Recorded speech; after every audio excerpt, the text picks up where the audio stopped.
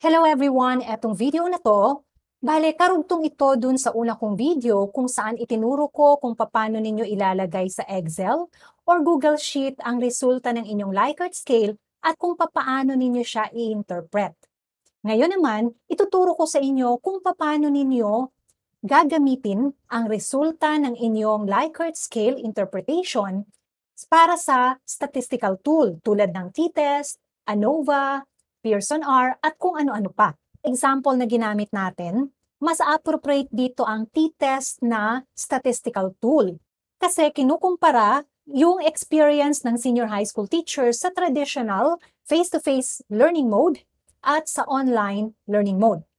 So, ito yung raw data natin para sa traditional result ng Likert scale.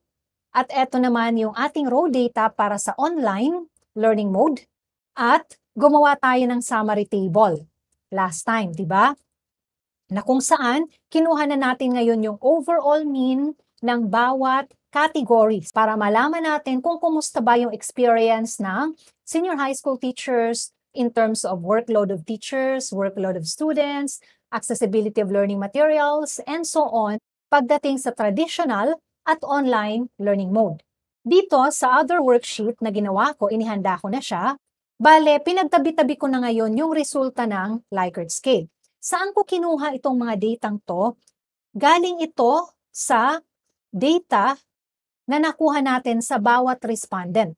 So, yung i-enter nyo na data sa t-test ay yung nakuha natin na mean ng mga respondents ninyo per category.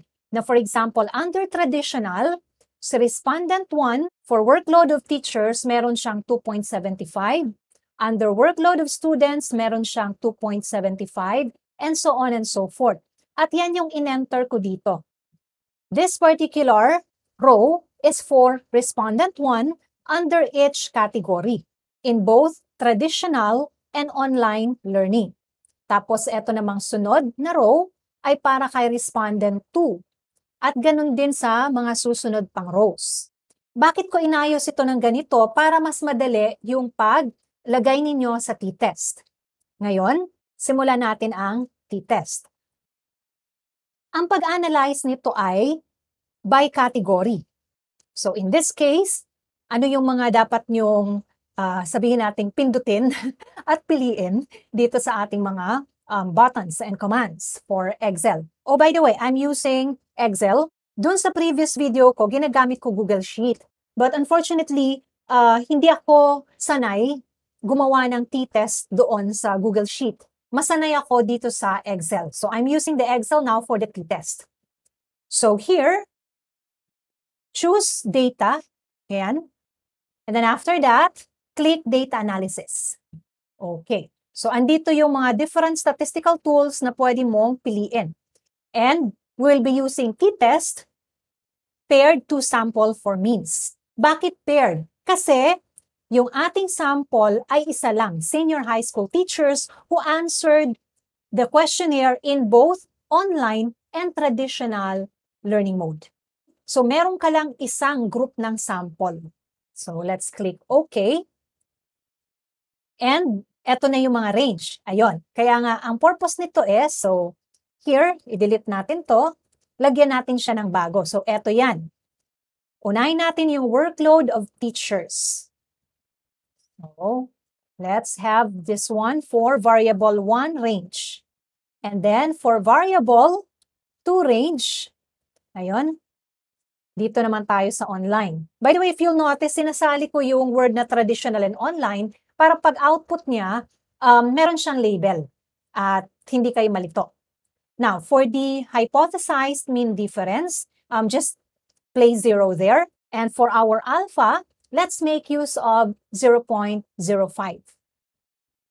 And then for the output range, eto naman, pipili ka kung saang part dito sa area na to gusto mong ilagay yung output ng t-test. So I'm going to choose this area. Ayun.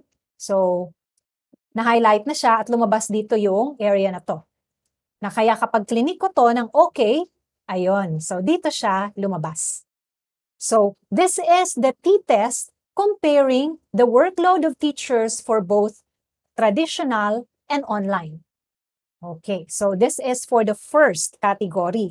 I-label ko to as the first category, workload of teachers. So, let's proceed to the next category, yung workload of students. Dito natin siya ilagay. Ayan. Workload of students. And you will be doing the same process.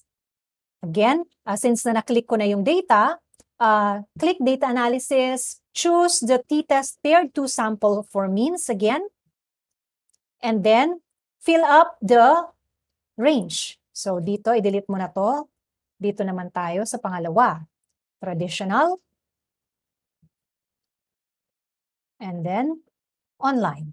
Under workload of students. And the same here, wala ka nang gagalawin dito, as is na to. Tapos, yung output range, ayun, pipili ka. Sabi ko nga, gusto ko, dito siya mag-appear. And then I'll click OK. Ayun. So that's for the workload of students. And so on with the rest of the categories. Ayan. Natapos na nating i-compute yung t-test ng bawat category. Okay. So, at this point in time, kailangan nating ilagay siya ngayon sa summary table na siyang mag-a-appear sa inyong chapter 4 or sa main paper ninyo. Pero sabi ko nga, depende yon sa inyong research advisor and research panelist. Kasi ako sa aking research classes, etong ganitong data na to na lumabas sa t-test computation natin, pinapalagay ko to sa appendices. Ang pinapalagay ko sa kanila, sa kanilang chapter 4, ay ito. So, gumawa na ako ng t-test table that will summarize everything. So again, we have a column for the total population or N.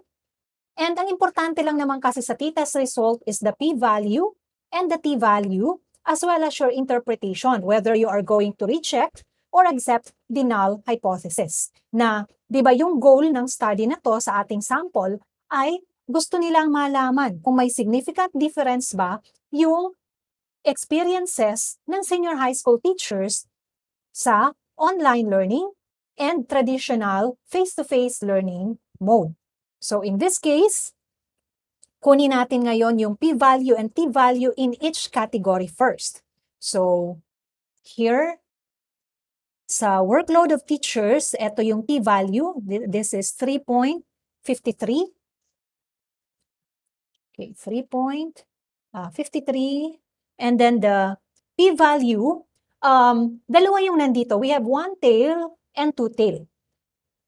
I suggest gamitin nyo yung two tail because two tail would mean in any direction. So, kunin natin yung p-value sa two tail which is 0.024. Ayun, that's for the workload of teachers. What about the workload of students? Dito naman yung t-value is 2.80. 2.80. At yung p-value to tail ay 0.048.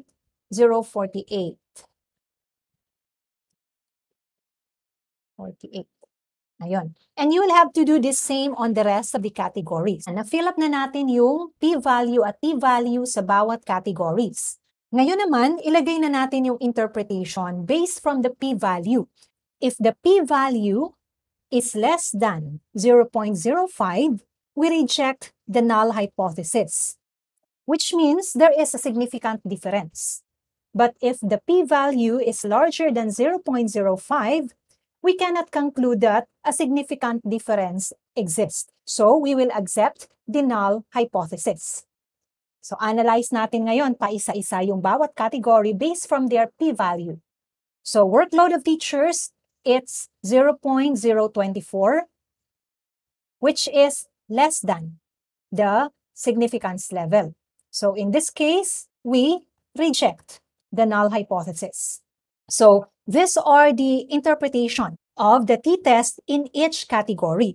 Now this time, we have to know if there is really a significant difference between traditional and online learning. So aling data ngayon yung gagamitin natin?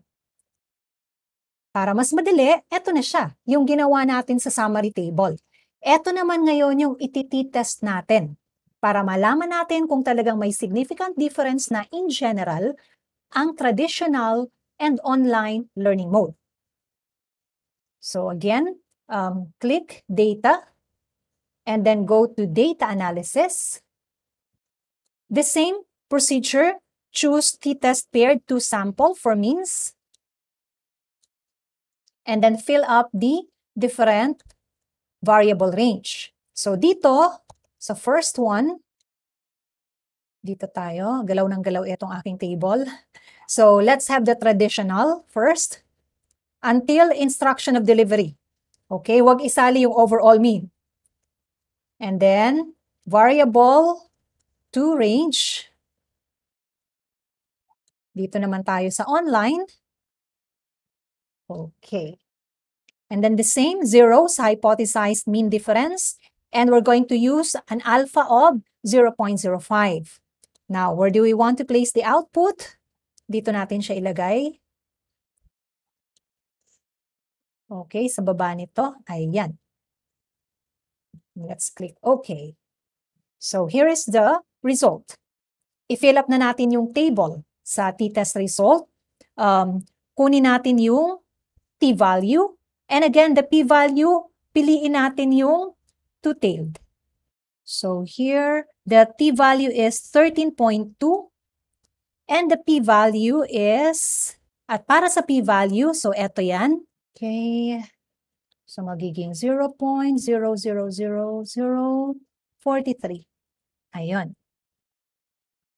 Ngayon, analyze natin. May significant difference ba o wala yung traditional and online experience ng mga senior high school teachers? So, 0.00043 is lesser than 0.05 significance level.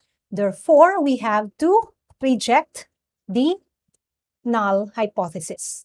So, there is indeed a significant difference on the experience of senior high school teachers in traditional and online learning mode. Ayan. So, sana naintindihan ninyo yung aking pag-explain kung paano ninyo magagamit ang resulta ng inyong Likert scale sa statistical tools. At dito sa video na to, t-test yung ginamit natin.